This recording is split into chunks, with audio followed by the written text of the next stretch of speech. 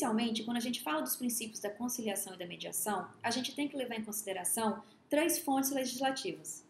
Primeiro, o artigo 166 do novo Código de Processo Civil. Depois, o anexo 3 da Resolução 125 de 2010 do CNJ. E ainda a Lei de Mediação, que é a Lei 13.140 de 2015. O princípio da confidencialidade é o dever que todos possuem em relação a todas as informações que são obtidas durante o procedimento de mediação e de conciliação. Assim, as partes, os mediadores e também os advogados, eles devem observar o princípio da confidencialidade. Além disso, uma importante finalidade do princípio da confidencialidade é possibilitar que as partes elas tenham a liberdade de colocar o verdadeiro pano de fundo do conflito, para que elas possam construir uma solução para aquela controvérsia mais adequada. E esse princípio, inclusive, ele é um atrativo para o uso dos meios adequados de solução de conflitos.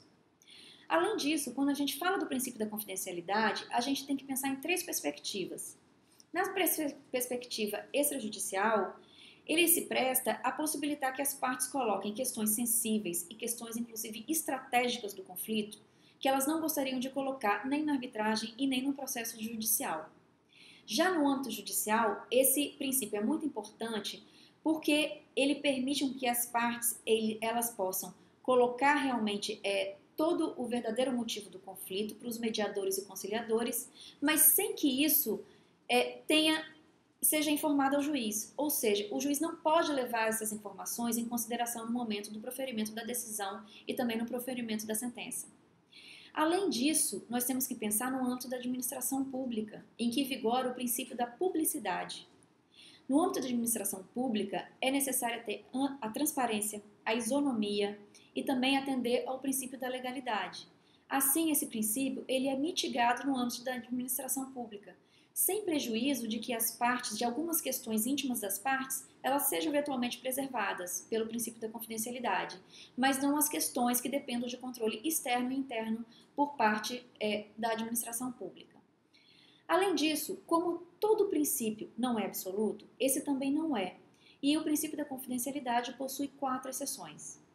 A primeira é que as partes podem dispor desse princípio, elas podem dispor da confidencialidade em relação às suas próprias informações.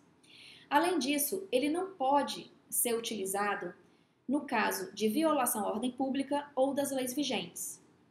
Por sua vez, esse princípio ele não pode ser utilizado para burlar o fisco, ou seja, para que as partes deixem de prestar as informações tributárias ao fisco. E por fim, esse princípio ele também não pode ser utilizado no caso de ocorrência de crime de ação pública durante a sessão de conciliação e mediação.